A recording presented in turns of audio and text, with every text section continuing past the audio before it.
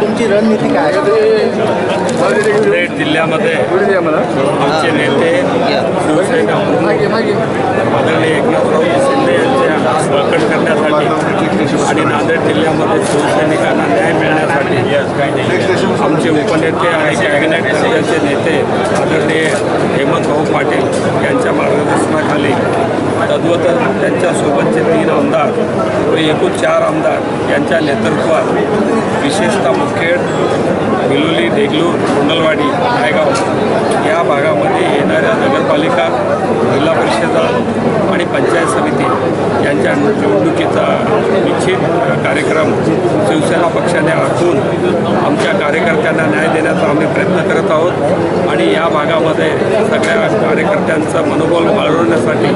आज या ठिकाणी संवाद मेळावा आयोजित केला होता आणि